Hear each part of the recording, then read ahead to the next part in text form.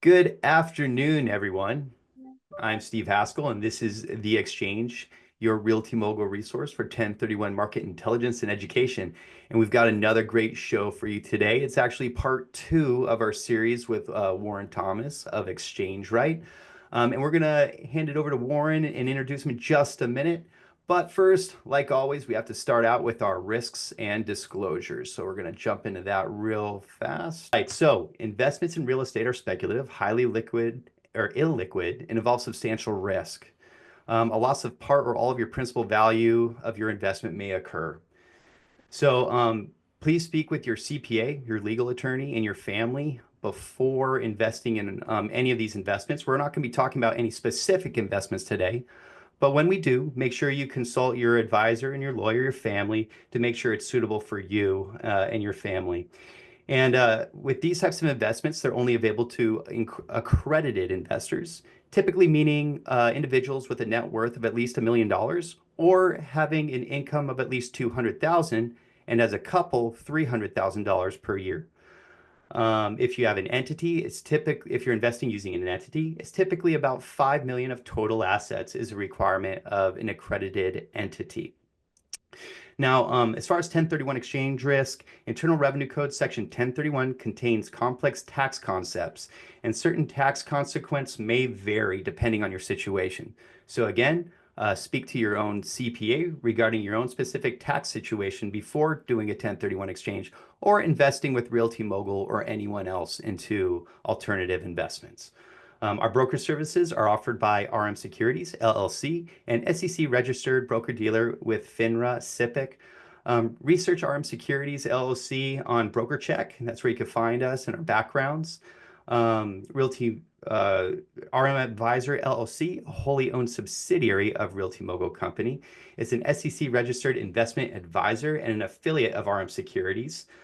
So we do not, RM Advisors does not service individuals. They oversee our REITs and institutions, so please carefully review our terms of use, private policy, and RM Securities LLC Form CRS Reg BI disclosures before reviewing our specific investment opportunities. All right, so without further ado, let me close out this slide here and stop sharing. All right. Today I've got with us Warren Thomas. This is the second podcast we are doing in our series. The last one was very informative. We got a lot of positive responses where Warren talked about 1031s and 721 upreits. So please go back and review that podcast if you're interested in learning more about tax deferment exchanges into REITs. Now, a little bit about Warren in case you missed last time. Warren Thomas co-founded ExchangeRight in 2012, growing it into a leading provider of diversified real estate DSTs and REIT investments, serving more than 8,900 investors. Under his leadership, the firm has grown to 6.3 billion or over 6.3 billion in assets under management, diversified across over 1,300 properties in 47 states. All ExchangeRight offerings have met or exceed cash flow projections since company inception. That's pretty unique, but past performance isn't indicative of future returns, as we always say, right, Warren? Right. With over 40 years of experience as a CPA and over 30 years as an active commercial real estate investor, Warren specializes in tax-efficient investment strategies, estate planning, and real estate advisory services. He holds a bachelor's in business from Biola University, a master's in taxation from Golden Gate University, and maintains, here we go, Series 6, 7, 22, 24, 39, 63, 66, and 79 securities licenses. Welcome to the podcast, Warren. Thanks for being here. Thank you, Steve. Appreciate it. All right. Well, I really appreciate our conversation last time and where we talked about 1031s and 721s, as I mentioned before. And now we're going to talk about another tax code that's similar to the 721 and 1031, but also a little bit different. And I'm really glad that it's you that I'm discussing this with because both of our companies are located in LA, at least historically located in LA. And as you know, you personally and many people from our firm have been affected by the natural disasters that have taken place. So really the point of this call, this podcast is I wanted to be able to communicate to our audiences the opportunities that are available to them if them or someone they know have been impacted by the disasters and the fires that have taken place Yes. there, as well as other situations that you'll communicate today. But and that's the 1033 exchange that we're going to be talking about. Right. So to kick us off, Warren, why don't you communicate to us a little bit about the differences between the 1031, 721 versus the 1033? Great. Happy to do that. And thank you all for that are on the line here today and that may be watching this in the next few weeks. What we're talking about today is we're going to get into what was called a 1033 exchange. Many of you have done 1031 exchanges, and a 1031 exchange, as you know, it's a way to sell your property and then exchange it for another property of like kind and not have to pay taxes in that process. You can take your rental property and it may be a property you've been in for 10 years or 40 years. You have built-in gains. You don't want to pay the taxes on the gains. And it may be time for you to, reconsider either your involvement in the property. You may be wanting to go from an active management role to more passive role. It may be that your motivation is cash flow, where you can increase the cash flow by shifting out of a highly appreciated asset into an asset that is geared more for cash flow. It might just be for diversification purposes, where you've owned some single family or multifamily rental properties, and now you're looking to diversify out of the just that single or multifamily space. And so you're looking at options there. Lots of reasons why folks are doing 1031 exchanges, and they're fairly well known because they've been around for a little over 100 years in the Right. tax code. And that tax code is called the 1031, code section 1031. So what we're going to, though, pivot to today is near and dear to my heart, and I know to Steve's heart, and it's called a 1033 exchange. So a 1033 exchange deals with those times in your life or your friends' lives where you may have been upset by either it might be the government coming to you and saying, "Hey, you've got a property it's in the path of progress, and we're going to put a freeway in, and we want your land and your building because we're going to knock it down and we're going to put up a freeway, or we're going to put Right. up power lines or something else." And that's a eminent domain situation where you're getting money for this property that you have owned for years, and you have no choice because the government is exercising eminent domain. On the other hand, what we're seeing today and with the storms of last year and then with the fires of this year, 1033 is taking on a completely new meaning. And a 1033 exchange is also used here where you've actually had properties destroyed and you are getting insurance reimbursements for the value of that property. And if that property happens to be a rental property, and you get those insurance reimbursements, a lot of times these rental properties, you might have, paid 200 grand for it 20, 30 years ago. And yet the insurance value alone is $1 million or $2 million because the property's gone up in value, you've insured it, and now the fires came in and wiped it out. Why is this so near and dear to me? Well, my house is adjacent to Eaton Canyon. And you heard the term Eaton fire. You've heard the term the Palisades fire. Well, the fire started up behind our house, and then it raced downhill, and it pretty much took out everything but my house. So all of the landscaping and pool equipment is melted and everything. And we were very fortunate in that the providence of God, spared our home and spared some of our neighbors' homes. So we're very blessed in that way. However, even in that context, we're surrounded by friends and by investor clients of ours that were not so fortunate, and their homes or their rental properties were not spared. So today, Steve, thank you for letting me, climb into this piece of tax law that's near and dear to my heart. But that, to answer your question, that is what a 1033 exchange is about. And there are different ways that 1033 exchanges can be worked with, but we're going to Mhm. focus on today how it works with rental property owners. Got it. So with your situation, that was your primary residence that was threatened by Yes. the fire. And thank God it wasn't taken out. But if it was, is it correct that you cannot 1033 your personal residence, only an investment or residential property? That is correct. On the Got it. 1033, we're again dealing with rental property situations.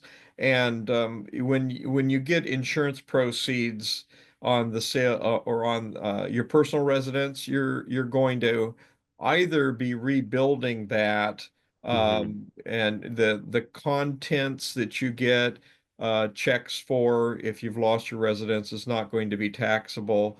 That content piece of the check. But if you don't rebuild, then you're going to be looking at receiving proceeds that are going to be likely worth more than what you paid for the property initially. And so the rules under what we call a 121 exclusion for personal residences are different than the rules on rental property. Got So it. we'll focus on the rental property side, but for your residents, you either can choose to rebuild that property and put it back into the property, or if you're going to be moving away and later selling the lot, you're going to have to bifurcate that check that you got. You're getting money for the actual property that was lost, and you get credit for your original cost on the property Hmm. plus $500,000 if you are married. You file a married tax return. But everything over and above that, you do need to pay attention because if you're not rebuilding, you might be creating taxable income to yourself. Okay. And So, that's the 121 that you're referring to just yeah, now, under Code correct? Section 121. Got it. Under the Code Section 1033, there are also some special rules even inside of the 1033. And when a property or a disaster's been declared to be a presidentially declared disaster, then you actually have a 4-year period of time after the year that the damage occurred in which you can replace that property or rebuild it without having a taxable event on the rental property side. Got it. And what once your property is Yeah. impacted and you have the insurance proceeds, what are you able to buy with a 1033 using a 1033 exchange? Yeah. What's So allowed? okay. A 1033, in a normal 1033, you've got particular restrictions on the type of property, but in whenever you've got a presidentially declared disaster, then you can use your 1033 to buy any type of quote unquote like kind property.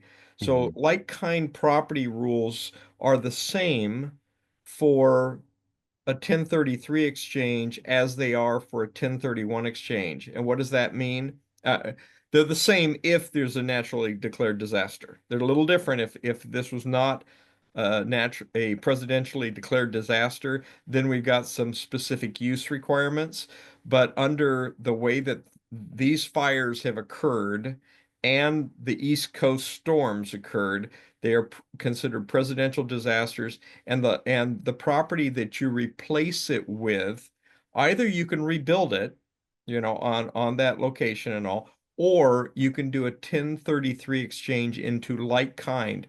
And like kind is simply going to mean something else that's held for business or investment use. So it's a very Mhm. liberal definition.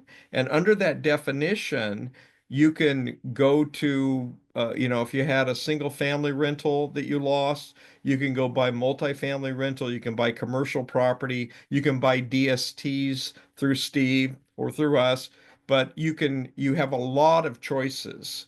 And it's really kind of cool because under the rules as they are today, you actually have the ability to keep some of that cash that you got as insurance reimbursement. You can keep it in your pocket, and you can actually use some leverage in what you're replacing it with. Oh, so And that's different. yeah, it's Okay. different than a 1031 exchange. So, um, can I give you an illustration of that, Steve? Yes, please. I'm Okay. glad you brought this up because believe it or not, Warren, two things before you move on to this important topic.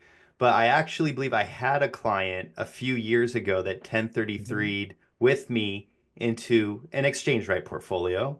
Hmm. And I actually have a client currently that is doing a 1033 exchange with us, and part of their proceeds are going into a tenants in common.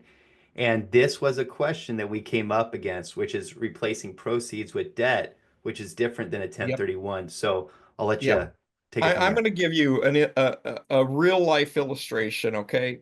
I have one investor that I've known him for many years because he invested with us early when we were kicking off the company. And he's become a good friend of mine, and he had properties in Altadena. So he lived in one, he has his daughter living in one, and then he's got two others that are rental properties. So out of those three or four properties, one of them is a personal residence. So that will qualify for him if he wants to rebuild it, or he can take the cost plus the 500,000 and go and take the money for that elsewhere. But I'm going to throw this out. Say the other three properties, a value of without the land, the value, say, of at least $2.5 million. Okay. So now they're all gone. And this gentleman and his wife, they're now in their early 70s. And frankly, Steve, they don't want to come back and spend the time to rebuild Right. because of their personal situation, whether it's the emotions of it, the that plus just their personal who where they are Yeah. right now in life. Construction stressful. There's It's no way it's around it. it is. And when you get into an area like Altadena or like the Palisades, some of these projects are going to take a very long time. And Oh, yeah, depending especially with the on coastal committee. Oh, forget about it. depending on where it is too, I lived in Altadena when I was raising, we had four kids, and when our kids were little, we were in Altadena, and I drove that right after the fire to see did our old house make it, right? And the house next door is gone. And it was a shame because that house was built like 1911 and it was a beautiful home, Yeah. but it's gone, right? And then our old house is there, and a bunch of houses around it are fine. Then you go up one block, and you've got a number of houses gone. You go up 2 blocks north, and almost everything is gone. So, depending upon where you are in a fire situation, if you're where our house was, that's going to rebuild very quickly because there's only that one house gone, and then the next street only I five see. houses gone. That's going to rebuild. Right. So, but where my investor friend is, he was at the top of Lake Avenue, close to the top, and everything is gone around him. So the opportunity to rebuild isn't really there for him. Yeah, It would that makes take too sense. long, right? Yeah. So he's now, I'm jumping around a little bit, but so as he gets $2.5 million of insurance money for the building values of his property, unlike a 1031 exchange where he's got 45 days to determine what he wants to replace it with, and a 1031 exchange, you've got 180 days to actually replace it. Instead of that, a 1033 exchange with a natural disaster, he's got 4 years to do the replacement. But what's happening in his situation? He had four properties, three of which he was making monthly income from. Right. That monthly income now is gone, right? While he's waiting. And so his consideration is he knows he doesn't want to be active by rebuilding, and Right. he knows he's going to need to be passive. and he needs to get reinvested fairly quickly. So as he gets these checks, and I'm not saying he's going to do this all with us or anything like that, but when he gets these checks, he has the ability to immediately invest them. Now I'm going to go back to the debt because we started this talking about debt. What can you do with debt when you're in this situation? Right. He had he had no debt on any of his properties, right? Paid off long ago. He can take half of that $2.5 million and put it as into these DSTs or into any other Yep. property. And he can put in a DST, those mortgages can be part of the DST. He doesn't have to qualify for them. He doesn't have to go through bank financing. It's already built in. So Right. now he puts down 1,250,000, puts down about half of it, say, and he keeps the other 1,250,000 in his pocket, and he buys the DSTs, and he's now got 1,250,000 tax free. We like to say tax deferred, but tax Right. free in his pocket, and he's fulfilled the requirement of replacing all 2.5 million of what he lost. So he's met the 1033 exchange requirement. He's put 1,250,000 to work in property through the DSTs, and he's got 1,250,000 in his pocket. And I think, Steve, that's really important for anybody because the emotions that are coming with this fire are extreme, and to not have cash that's available to put, to it really it helps to have a cushion of extra resource available. Right. And so that is a unique thing about a 1033 is you don't have to spend all the cash, which you're a 1031 expert, right? And in a 1031, you got to spend all the cash, Right. right? And you're under time deadlines. This one, the time deadlines are not there, but in many cases, they need to put the investor should consider putting the money to work quickly because they're losing all the cash flow. They've lost Right. all the cash flow from their properties. And depending upon their insurance policy, some insurance policies on rentals, many of them will have an ongoing reimbursement for the income that is lost, but they can not only do invest that money, they may be able to continue to see that insurance reimbursement during over time as well. So Right. that's a little bit on it. Yeah.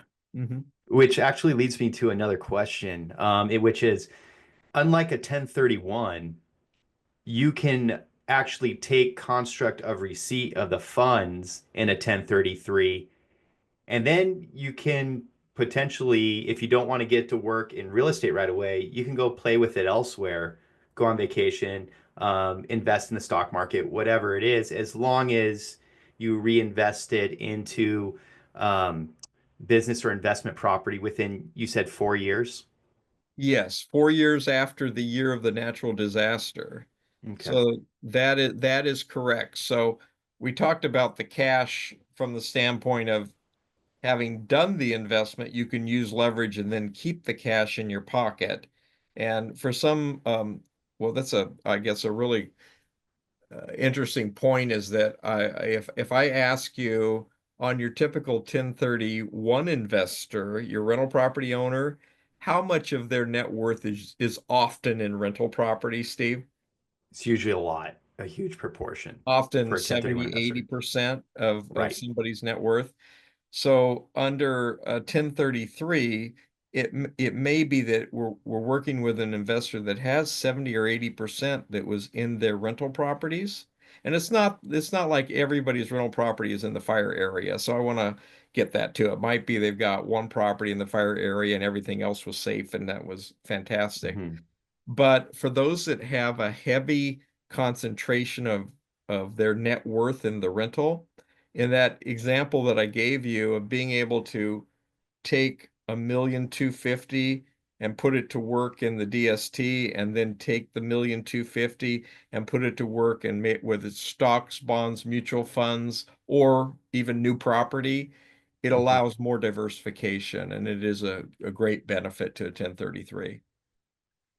Great. And as far as that 4-year deadline, that's to close the property, but also identify, right? There's no difference in identification requirements and closing requirements. There's no difference. There isn't really you alluded to it at the beginning, but if it's a normal 1031 exchange, you have to have all the money go to the accommodator who holds the money until you decide what you're going to buy, and then they wire it to Hmm. that escrow. In a 1033, there's no accommodator involved. So there's really nobody to even tell, oh, I'm going to do this. I'm going to identify these 5 properties or these 2 properties. You don't have that in a 1033. You just simply buy the properties that you want to buy. And then you alert your CPA. I would suggest you alert the CPA this year if you have a loss like that, of what your intent is. Because if you're not intending to do a 1033 exchange and you're intending to just get the insurance proceeds, then you're going to pay taxes in 2025 on those proceeds. If you had a gain in that property overall, where you're getting more insurance than your tax basis, you're going to have a gain in 2025 unless you tell your tax guy or gal, that you're going to do a 1033 exchange and replace that property. Okay, got it. And how do you know if your property qualifies for a 1033? I can't think of a situation, but maybe there's a natural disaster and you're not sure if if the IRS is going to recognize it as a natural disaster, for example. Uh, y- well, usually it's more 1033 exchanges are done where it was an eminent domain issue. So I Okay. kind of led with that because Uh-huh. there's more folks that will be where the government's going to come in and say, "Hey, we want this property," than any other situation. But whenever you've got a natural disaster or wherever you've got a fire loss, might not be a natural disaster, this is the code section that deals with that. So Mhm. I think you can pretty much say almost any situation where it was an unexpected loss, conversion that was involuntary, it's probably going to qualify. But Okay, I'd take if it's an unusual situation, certainly take it to your CPA sure. and see. Okay, great. And what are there any like mistakes? Because when it comes to a 1033 or a 1031, there's certain landmines that I have to navigate my clients around, make sure they don't make certain mistakes identifying or in communication or buying certain types of property and so forth. Do you see any common mistakes or misconceptions in 1033s that people should be aware of? Yeah, I do. Not so much in a presidentially declared disaster, but if it were an eminent domain case, or other conversions, you have what we call a similar use requirement. So, if you're if you own timberland under the like kind rules, you can go from owning timberland to going into multifamily or net lease property, and they all qualify under 1031 exchange as like kind. Right. But if it's an eminent domain case, then it has to be of similar use. If it's a normal casualty case, it has to be similar use, so timberland for timberland. But Okay. because all these fires and the storms were presidentially declared disasters, they suddenly are like kind. So it is important, as you're suggesting, Interesting. know what you're dealing with. Right.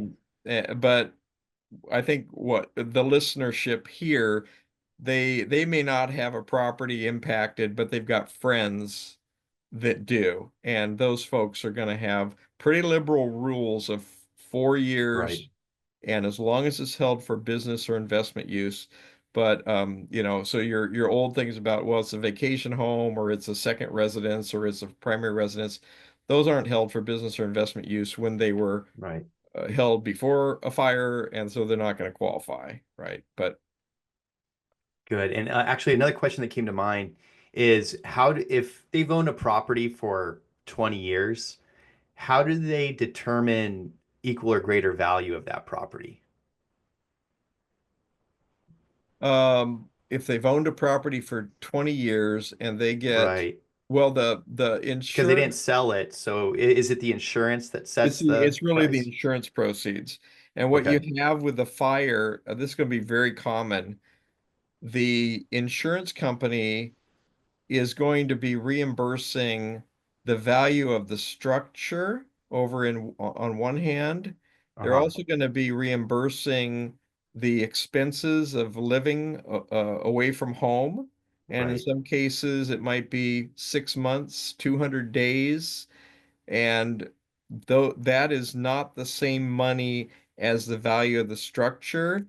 And then they've Right. got another component. It may be over here, they're reimbursing all the personal contents. Okay, well, I'll kind of talk about these in separate buckets. Okay, so it's very clear that the value of the structure is going to qualify for 1030 for 1033. Okay, under the value of the contents, under this presidentially declared concept, those can be lumped with the value of the building and be used there, but they could also be used as personal property in the replacement rental. Okay. So you got so you it's kind of liberal. It might be that the insurance company said, "Oh, $1 million is for the structure and 150,000 is for contents." You can put those together and replace the property with a different property and just go, okay, 1,150,000. So you spend all the money replacing it, right?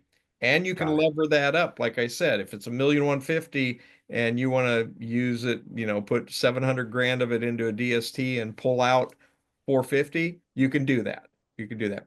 Okay. The other bucket that says over here, the reimbursement of living expenses, that's going to be a non-taxable, non-accountable bucket.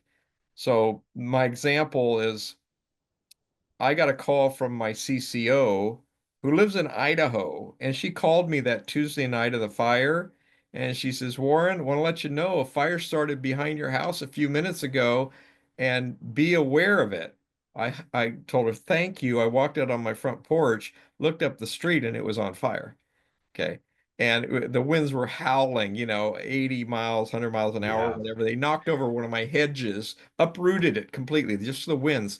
But as I Jeez. walked out the front door, not only did I see the fire, but I also had a policeman 15 feet in front of me coming to my house to evacuate us. So all of this happened really, really All at fast. once. Yeah. And so I got my wife. I gave the police officer the keys to my car. I said, "Can you take it out of the garage? I need to get my wife, who happens to be handicapped."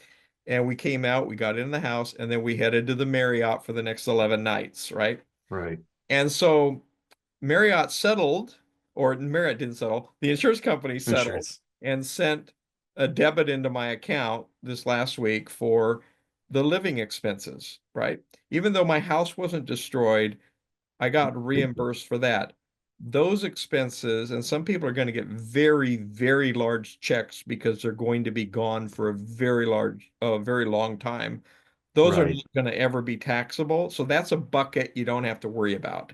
Yeah, I In, believe that's called ALE. I know because I've been spending the last year living off of ALE with a slab leak that I had at my house, which has been no fun. oh But my, yeah. yeah, ALE expenses. That's right. Yeah. So anyway, so there are different buckets. You pay attention to them. And if your CPA has not been familiar with casualty losses, very likely if you're located in Southern California, they're going to become experts very quickly. Perfect. So some of the takeaways that I hear you saying is you get the same benefits as a 1031 exchange, plus better because you don't have to use a qualified intermediary. You don't have the time restraints to the 45 and 180 day window. You have 4 years after the year that the event took place. then you don't have to use all of the you don't have to use all of the proceeds from the insurance company. You can replace some of the cash with debt, which potentially allows a little liquidity. And what else? What did I miss? Yeah, I think you said it. I'll say it differently. Four Okay. main bullet points. So, one, you successfully defer your taxes. You can use the 1033 to defer the taxes. And a lot of people are not thinking about that, Steve, because they're thinking this is much more the thought. My property was worth $2 million, my rental Right. property, $2 million, and I'm only getting reimbursed a million. So they're thinking, I don't have a gain, I have a loss. But they Yeah. forget that they only paid two or three or 400,000 for it. So they have a gain and they need to deal with it, even if emotionally they don't feel like they have a gain. They have a taxable gain coming that they need to deal with at some point, right? Right. So Yeah. 1033 can give them that tax deferral and they need to consider that. But emotionally, a lot of people were underinsured and for a lot of different That's what I reasons. hear. But okay. Second, using a 1033 is a way to get capital preservation. So they can go from having been in, one or two or three properties, single family residences. Like, unfortunately, my friend that had the four properties, those were all the properties that he had were in Altadena, Yeah. so he wasn't diversified. So this will give your investors an opportunity if they had loss, they can intentionally diversify a little bit, and that's a good Right. thing. So that'll lend towards capital preservation in the long run. By diversifying, our portfolios, as you know, are net lease, investment grade tenants, and extremely Right. stable. So that's important, particularly when you've had a degree of tragedy. And then the income, I mentioned that earlier, but for some investors, they're losing what could be a substantive piece of their income stream. And so waiting 4 years may not be in their best interest. So if your listener is one of those that has lost, you can get into DSTs very quickly. You want to do the due diligence, which you're going to help them with, but you can get in fairly quickly and replace income very quickly, where DSTs will be paying the month after they make the investment in it. And then Good we also points. said the fourth bullet point really is they can create a cash safety net that a lot of rental property owners never really kept money. The typical rental property owner would have been somebody who's fixing his own properties, tenant toilet, trash, tampons. They're doing their own fixing, and they if they got extra money, they would be either paying down the mortgage or they bought another property. So this may give your investors an opportunity to say, you know what, I don't have to put all that money back to work in more properties. It's time to maybe create a cash safety net, and maybe they work with you with REITs or other products that can also produce cash flow with tax advantages, but not all into rental property at one time. So Right. So for many people, a DST, it could be a very good option for them because it provides an immediate reinvestment so they can get their income generating basically immediately, 3 to 5 business days after they basically complete the paperwork. They can potentially better position their portfolio because they don't have the concentration risk anymore. They can diversify and they can get some liquidity and increase their reserves by replacing some of their equity with debt, then keeping some cash on the side because DSTs have built-in financing that they can take advantage of without signing for it. It's non-recourse, but they still get the potential benefits with only risking their principal since it's yes. non-recourse. So great. I really appreciate you educating our audience on this, Warren. It's always good to have you, and we're looking forward to next time. Is there anything else before we go for today? I don't think so. Other than I just want to, I'm sure I'm coming across without as much compassion and empathy as some of your listeners really need, because this has been devastating to so many families that and here I'm talking about principles, but I apologize to your audience if I'm not giving the compassion and empathy that they really deserve and need. But there is a way to work with this tragedy and deal with it constructively. And I do think there are a lot of folks out there that are making emotional decisions that need more information. So if this is helpful for that, Steve, I thank you for allowing me to come on. And if there are questions that come up that are specific to your investors and their families, then I'll be just more than available to try to get on and help you out with those. Thank you for saying that, Warren. And that's one of the reasons that I'm grateful to work with you. So thank you for everything you do. Thanks for your heart. Thanks for being on the show. And we'll see you next time. Okay, Thank you, thank you. everyone.